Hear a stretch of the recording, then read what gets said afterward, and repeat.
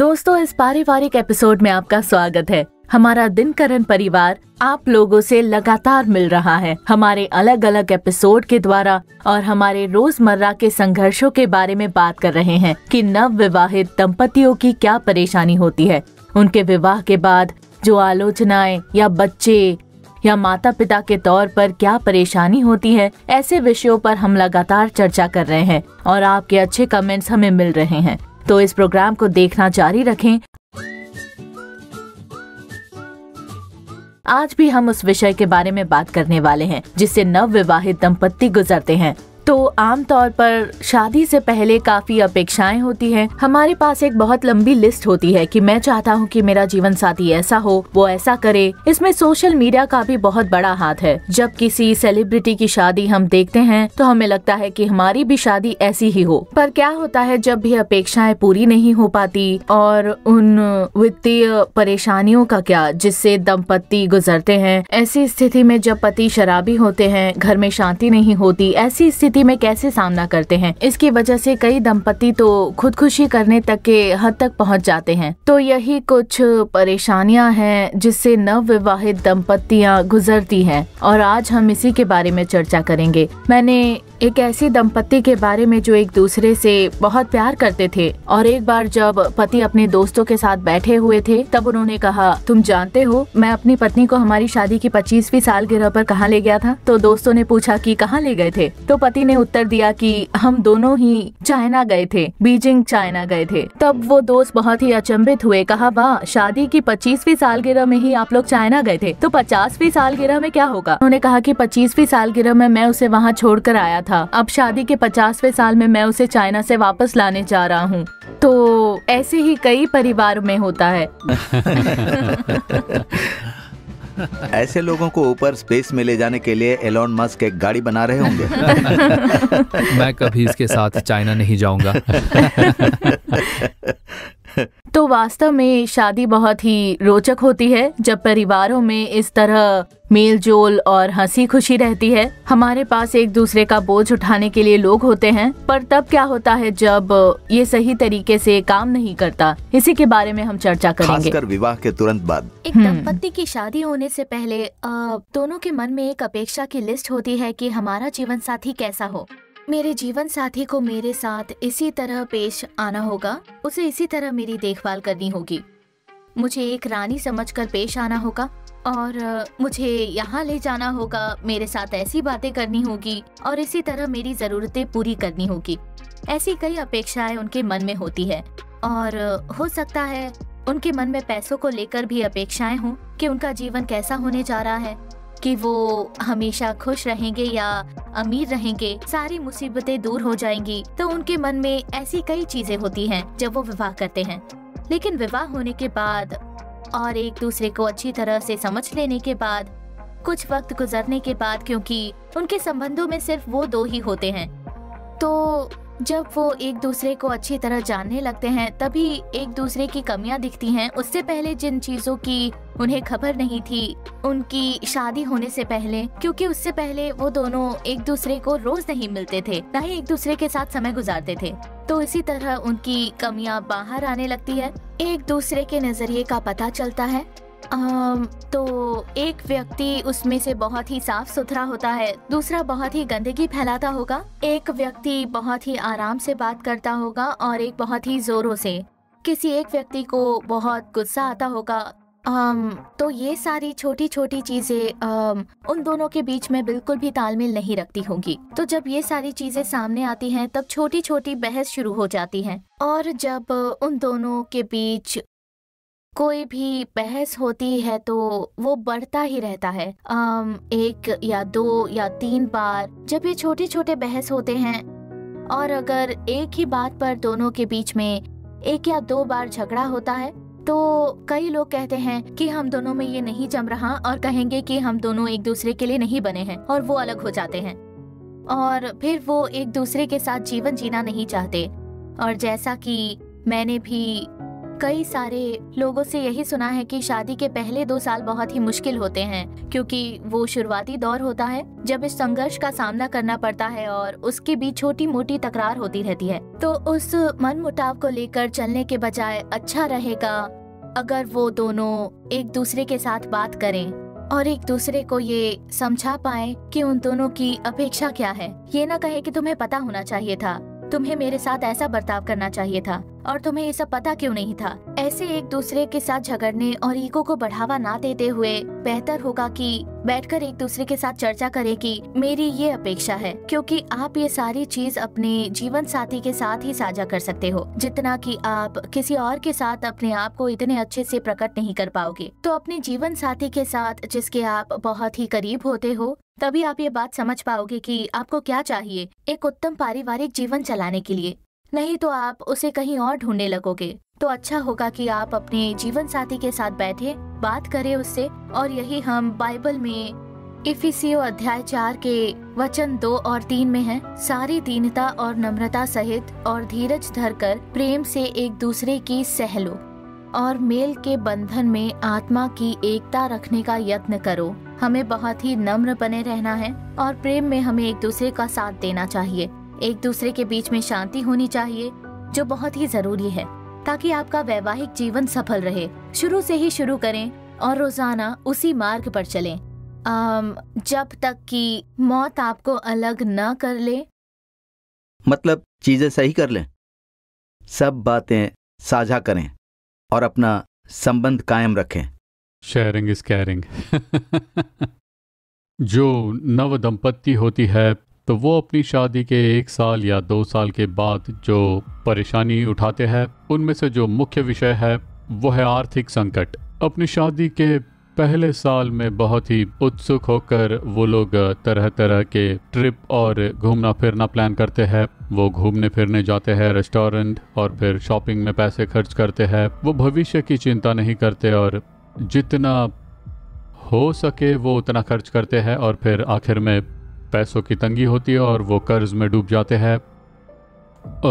अब शादी से पहले एक लड़का और लड़की अपना निजी जीवन जीते हैं और उनकी सारी ज़रूरतें और खर्चे उनके माता पिता उठाते हैं। और शादी हो जाने के बाद शुरुआत से ही वो ऐसा सोचते हैं कि अब भी हमारे माता पिता हमारी मदद करेंगे, वो ही हमारी सारी ज़रूरतों की चीज़ें मुहैया कराएंगे। पर ऐसा नहीं होता। शादी के बाद चीज़ें बदल सी जाती है। हमें ही सारी जिम्मेदारियां उठाकर परिवार की देखभाल करनी होती है। सिर्फ अपना ही नहीं, अपने जीवन साथी का भी ख्याल रखना होता है। तो जैसे मैंने कहा, वो अपनी शादी के बाद बहुत ही खर्चा करने लग जाते हैं। उनमें उत्सुकता होती है और फिर वो कर्ज में डूब से जाते हैं। यहाँ तक कि उनके पास कर्ज चुकाने का साधन भी नहीं होता, क्योंकि शायद उनका बैंक अकाउंट खाली रहे। और ये बात वो अपने परिवार से साझा नहीं करते हैं, क्योंकि वो औरों के सामने एक बेहतरीन जीवन जीने का दिखावा कर चुके हैं। लोगों ने उन्हें एक बेहतरीन जीवन जीते हुए देखा है और इसीलिए वो नहीं चाहते कि अपने माता पिता या दोस्तों से जाकर कहें कि हमारे पास पैसे नहीं बचे हैं और हमारे जीवन में अब कोई आशा नहीं बची। तो जो दंपति जो बैंक के कर्ज के तले बुरी तरह से डूबे हुए हैं, वो इस कर्ज से उभर नहीं पाते हैं और इसके बारे में अपने जीवन साथी को भी नहीं बताते हैं। वो लोन लेने की बात को छिपाते हैं, जीवन साथी को भी नहीं बताते और वो एक दूसरे के साथ ये साझा भी नहीं करते हैं। अब एक पति पत्नी के बीच में कोई भेद नहीं रहना चाहिए। अपने जीवन साथी से सब कुछ साफ साफ बताते रहना चाहिए। और क्योंकि ऐसी बातें छुपाई जाती है, शायद जिसने उस पति को उधार दिए हो वो उनके घर पहुंच जाते हैं और उन्हें भला बुरा कहने लग जाते हैं।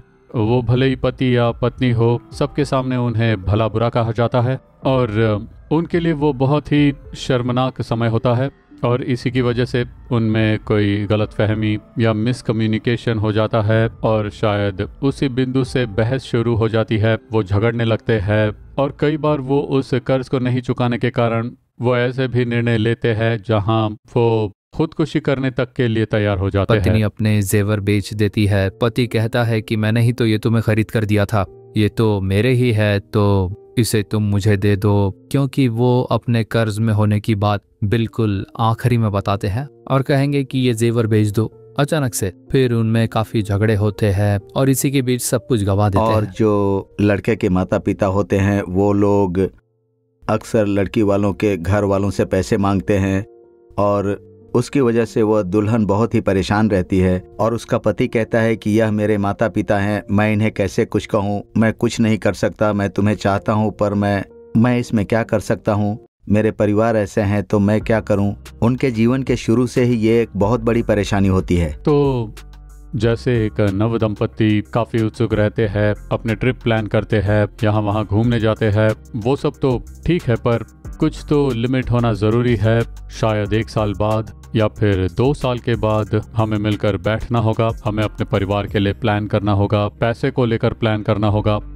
वो नवदंपति एक बच्चे के लिए प्लान करते हैं तो तब उनमें ये समझ होनी चाहिए कि उस बच्चे को कैसे पाला पोसा जाए और कैसे आगे चलकर उसकी पढ़ाई के लिए सारा खर्च उठाया जाए। तो शुरू से ही लॉन्ग टर्म प्लान करना बहुत ज़रूरी होता है और पति पत्नी के वित्तीय योजना के बीच में किसी और को आने की ज़रूरत नहीं है।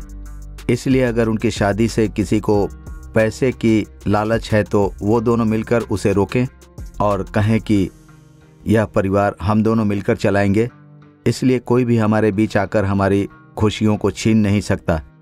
क्योंकि सभी लोगों की वित्तीय स्थिति अलग अलग सी होती है। हो सकता है एक परिवार की वित्तीय स्थिति थोड़ी अलग हो और दूसरे परिवार की वित्तीय स्थिति कुछ अलग हो।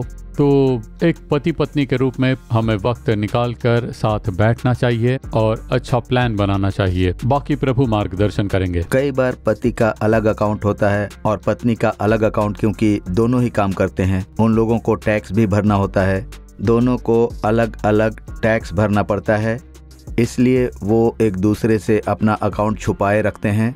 और ऐसा नहीं होना चाहिए, सब कुछ साझा करें, भले ही काम अलग अलग हो, फाइनेंस को मिलाकर चलाएं और यही सफल होता है। और फिर हम लोग देख सकते हैं जो पारिवारिक समस्या होती है, जो झगड़े होते हैं, बहस होती है और उन्हीं के बीच में एक दूसरे को भला बुरा कहना जो बहुत ही दुख देता है, जिसकी वजह से जो जीवन साथी है उनका मानसिक संतुलन भी बिगड़ जाता है।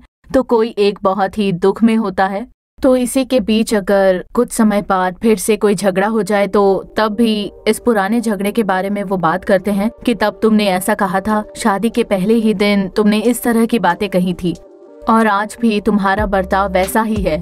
तो नई शादी में हमें इसे लेकर माफी देना बहुत ही मुश्किल होता है, क्योंकि हमारे मन में काफी अपेक्षाएं होती हैं, इसीलिए हम माफ नहीं कर पाते और वो निरंतर हमारे मनों में चलता ही रहता है। तो इसी के द्वारा जीवन साथी बहुत ही प्रभावित होते हैं और कई बार तो वो इस हद तक चले जाते हैं कि वो खुदकुशी भी कर लेते हैं। हाल ही में मैंने एक स्त्री को देखा, उसकी उम्र लगभग 23 या 24 रही होगी और उसके पारिवारिक परेशानी के कारण उसने अपने आप को फांसी लगाकर खुदकुशी कर ली।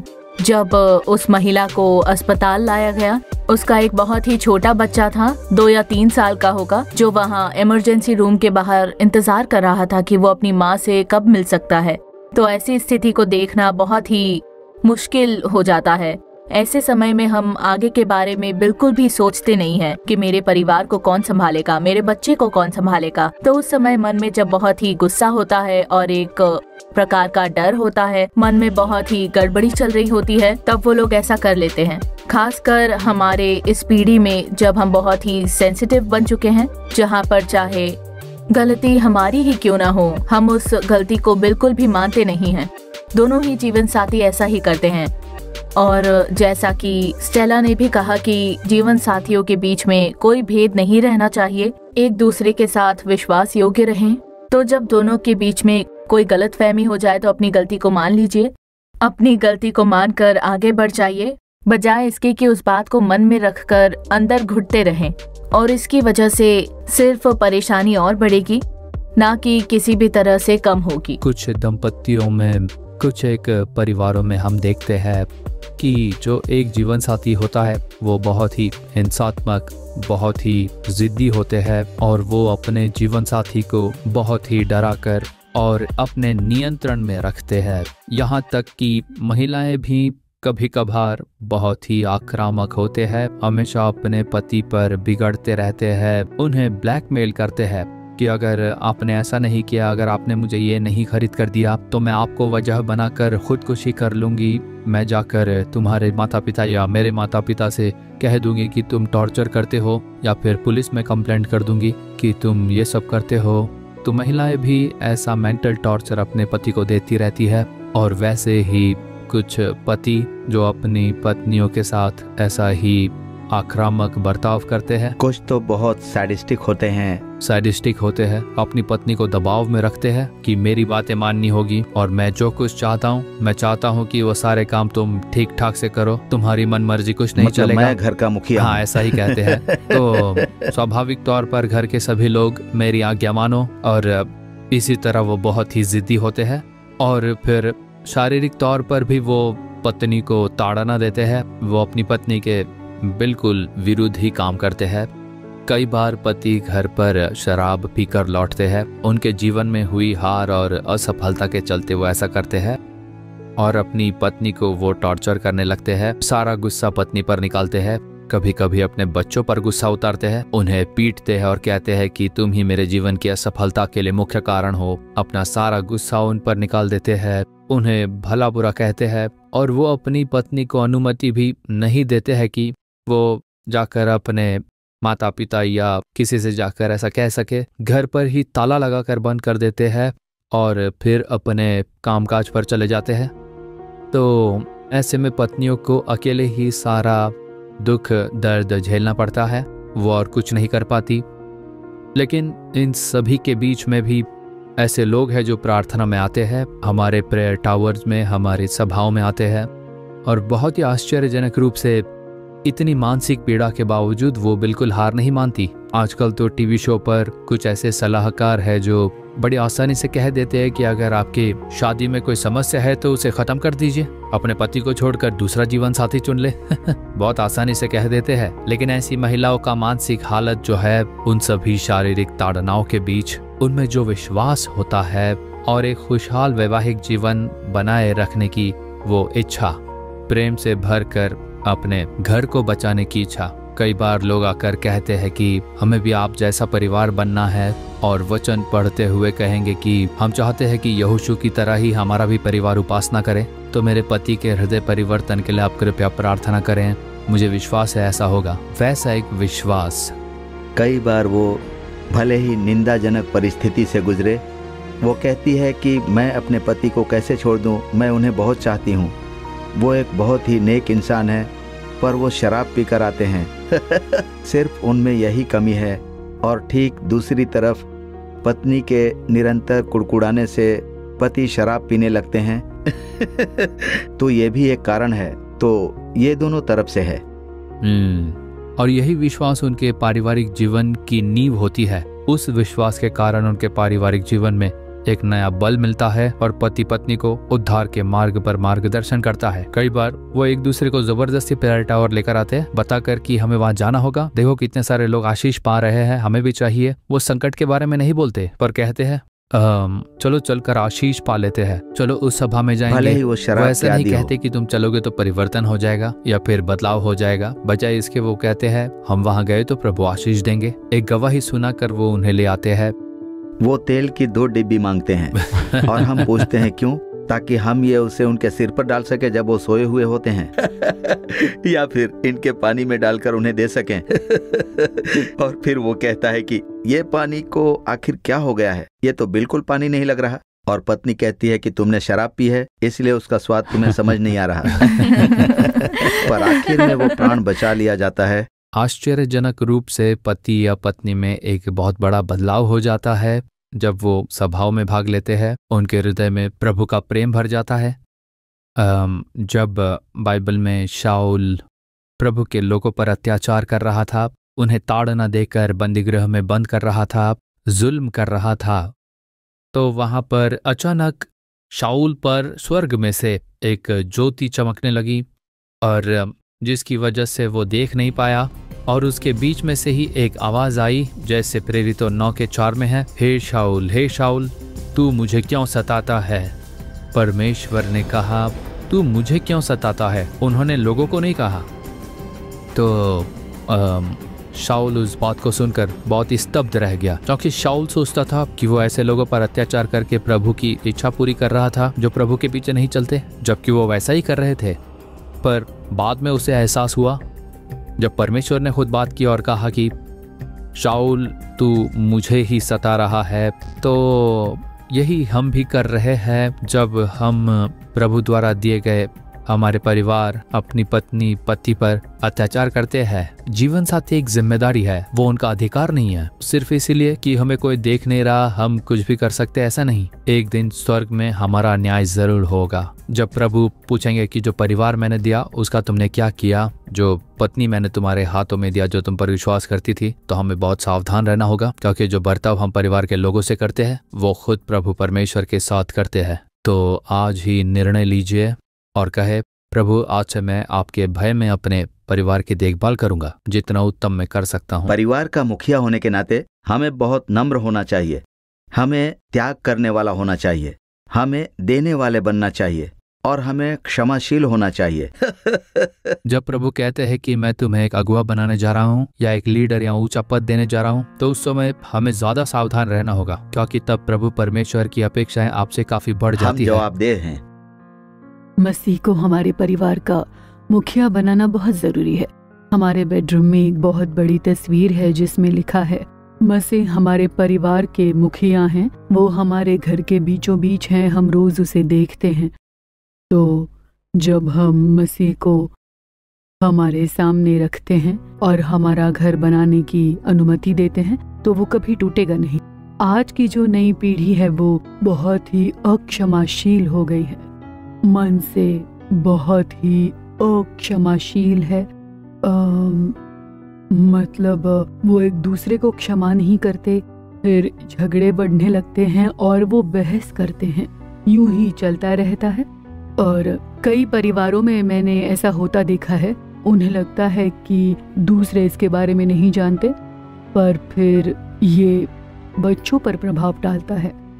उनके बच्चे होते हैं जो प्रभावित होते हैं, जैसे जैसे बच्चे बढ़ते हैं वो उन्हीं को देखते हैं और फिर उन्हें भी यही लगता है कि अलग अलग कमरों में जीना परिवार चलाने का तरीका है, जो बाद में उनका भी जीवन प्रभावित करता है। तो क्षमाशीलता जीवन में बहुत ही जरूरी होती है। एक बार जब पतरस ने यीशु से पूछा कि प्रभु मैं कितने बार अपने भाई को क्षमा करूं, प्रभु कहते हैं 7 बार ही नहीं पर 7 बार के 70 गुने तक। तो हमें लगातार क्षमा करते रहना होगा, क्षमा करते रहना होगा हमारे जीवन साथी को, पति पत्नी को, और तभी हमारे परिवार में शांति भरी होगी। आज के दिनों में डिप्रेशन बहुत ही बढ़ रहा है और काफी अकेली महिलाएं हैं जो बहुत ही संघर्ष कर रही हैं। और हमारी जो संस्था है शीशा नामक, उसमें हम ऐसी महिलाओं की देखभाल करते हैं।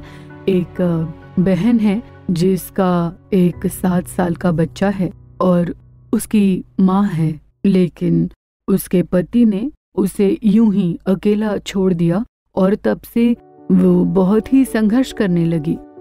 वो रास्ते पर आ गई थी, वो रास्ते पर ही अपना खाना बनाती थी और उसे बेचती थी। उसके पास ठीक ठाक बर्तन भी नहीं थे और हमारे जो स्टाफ मेंबर्स हैं उन्होंने उसे देखा तो उसके लिए चारपाई, बर्तन और दूसरी ज़रूरी चीज़ें मुहैया कराई और हमारी शीशा संस्था के द्वारा उसे ये सारी चीज़ें मिल पाई। आज उसके पास ज़रूरी सारी चीज़ें हैं और खुद का व्यवसाय करती है और उसके द्वारा परिवार को संभाल रही है। जो एकमात्र रास्ता है जिसमें एक परिवार एक बनकर रहता है वो है प्रार्थना। तो हर सुबह पति और पत्नी दोनों को मिलकर प्रभु की उपस्थिति में होना चाहिए। परमेश्वर के पास हर दिन के लिए एक वचन है, हर दिन की रोटी मुझे दे। ऐसा ही तो यीशु ने हमें प्रार्थना करने के लिए कहा। तो हर सुबह उनके पास एक वचन है, आशीष का वचन, दिशा का एक वचन, आशा का एक वचन। तो पति को उस वचन को पा लेना है और पत्नी कहेंगी मुझे भी ऐसा ही एक वचन मिला है। फिर दोनों मिलकर परमेश्वर के उस वचन को थामे रहें और उसी के साथ दिन की शुरुआत करें और ऑटोमेटिकली पूरा परिवार स्थिर रहेगा और उन्हें प्रोत्साहन मिलेगा, वो क्षमाशील बनेंगे और फिर जब वो प्रार्थना करेंगे वो आशीष उनके जीवन में पूरा होगा। जो लोग परमेश्वर से प्रेम रखते हैं उनके लिए सब बातें मिलकर भलाई को उत्पन्न करती है। जो उसकी इच्छा अनुसार बुलाए हुए हैं, प्रभु ने उसकी इच्छा को पूरा करने के लिए आपको मिलाया है। तो उसे आप अपने परिवार का मुखिया बनने दीजिए। हर दिन दिशा का वचन आप परमेश्वर से पाइए। आप एक दूसरे को मत दिशा दिखाइए, आप मार्गदर्शन पाइए और आप दोनों मिलकर खुद को अर्पण करें। प्रभु से कृपा मांगिए, उसके अनुसार चलें और आप देखोगे कि आपका भविष्य बहुत ही उज्जवल है। तो आज के इस दिन भी कई सारे लोग हैं जो हमें प्रार्थना विनती भेजते हैं, खासकर नए शुरू हुए परिवार से। और ऐसे परिवारों से ही सबसे ज़्यादा विनती है जो हमें आज मिले हैं। बिजनेस संबंधी प्रार्थना विनतियों से ज़्यादा, नौकरियां, स्वास्थ्य की प्रार्थना विनती से ज़्यादा, वित्तीय ज़रूरतों से ज़्यादा परिवार के लिए प्रार्थना की विनती, यही बहुत सारे हैं। और कई सारे लोग पारिवारिक समस्या से गुजर रहे हैं। इसलिए आज हम ये प्रार्थना विनतियाँ लाएंगे यहाँ इस प्रोग्राम में और हम उस पर हाथ रखकर प्रार्थना करने वाले हैं। हम आपके लिए भी प्रार्थना करेंगे। इन विनतियों के साथ साथ आपके लिए हम प्रार्थना करेंगे। और जैसे ही ये प्रार्थना विनती आप देख सकते हो जो हमारे आगे हैं, मैं आपको जीसस कॉल्स के फैमिली ब्लेसिंग प्लान से जुड़ने के लिए प्रोत्साहित करता हूँ। अपने परिवार के साथ जुड़ें और जैसे ही आप पार्टनर बनते हो, आप इन लोगों की मदद कर रहे होंगे जिन्होंने हमें प्रार्थना विनती भेजी है, जो प्रेयर टावर में आते हैं और प्रार्थना विनती देते हैं, या ईमेल या फिर दूसरे माध्यमों के द्वारा। उन लोगों को हम लोग सुसमाचार सुनाते हैं और प्रभु का आशीष उन पर होता है। आपके और आपके परिवार पर भी वो आशीष आ जाएगा। तो इस समय हम प्रार्थना करेंगे। हे पिता, हम इन सभी बच्चों को आपकी सुरक्षा के तले अर्पण करते हैं। ये लोग आंसुओं में हैं, अपने जीवन में किसी भी सुरक्षा के बिना ये लोग आंसुओं में हैं। एक सही पारिवारिक जीवन नहीं है। उनकी सहायता कीजिए, उनके हृदय में प्रवेश कीजिए, पति पत्नी के हृदय में प्रवेश कीजिए। प्रभु, छोटे बच्चों के दिलों में, ससुराल वालों के मनों में, प्रभु यीशु मसीह के नाम में, और उनके जीवन में आपकी इच्छा पूरी होने दीजिए। सारे दुष्ट आत्मा के सामर्थ्य, जादू टोने की आत्मा, व्यभिचार की आत्मा, सांसारिक बातों की आत्मा और एक जिद, वो सभी दूर हो जाए प्रभु यीशु मसीह के नाम में। और इन लोगों में मसीह का आत्मा उतरने दें। यीशु मसीह के नाम में मसीह का आत्मा इन लोगों के अंदर उतर जाए और उनके जीवन में आपकी योजना पूरी हो जाने दीजिए। ये आपकी इच्छा पूरी करें और आपकी इच्छा इनके जीवन में पूरी हो जाए। उनके मनों में सारी खुशियाँ, सारी कृपा भर जाए ताकि आपकी इच्छा पूरी करें, आपकी योजना और आपकी समृद्धि। धन्यवाद पिता, जो फैमिली ब्लेसिंग प्लान से जुड़े हैं उन्हें आशीष दीजिए, उन्हें आशीष देकर बढ़ाइए। और जीसस कॉल के जरिए ये कईयों के लिए आशीष है, उनका जीवन भी आशीष हो। सारी महिमा हम आपको ही देते हैं। मसीह यीशु के नाम में प्रार्थना करते हैं, आमीन। दोस्तों, धन्यवाद जो आप लोग हमारे साथ इस कार्यक्रम से जुड़े। हमारी आशा है कि प्रभु परमेश्वर आप सभी को एक खुशहाल और आशीषित वैवाहिक जीवन प्रदान करे और एक बेहतरीन पारिवारिक जीवन देकर आशीष दे। यही आपके लिए प्रभु से हमारी प्रार्थना है। तो यहाँ आने के लिए आप सभी का फिर से एक बार धन्यवाद और हम अनुरोध करते हैं कि आपकी गवाही हमारे साथ बांटें। उन चमत्कारों की गवाही जिसे आपने इस कार्यक्रम द्वारा पाया है कमेंट सेक्शन में बताइए या फिर स्क्रीन पर दिखने वाले ईमेल के द्वारा, क्योंकि वास्तव में वो औरों के लिए बहुत ही प्रोत्साहन होगा कि प्रभु उनके जीवन में कार्य करेंगे। और हमारे इस कार्यक्रम को लेकर आपके मन में अगर कोई सवाल है तो हमें ज़रूर पूछिए। अभी उसके बारे में आप कमेंट सेक्शन में पूछ सकते हो, जिसका उत्तर हमारे अन्य कार्यक्रमों के द्वारा हम देना चाहेंगे। हमारे दूसरे वीडियोस और प्रोग्राम्स में बने रहिए, सब्सक्राइब करें और देखते रहिए ये फैमिली एपिसोड हर महीने। तो जल्द ही मुलाकात होगी। God bless you.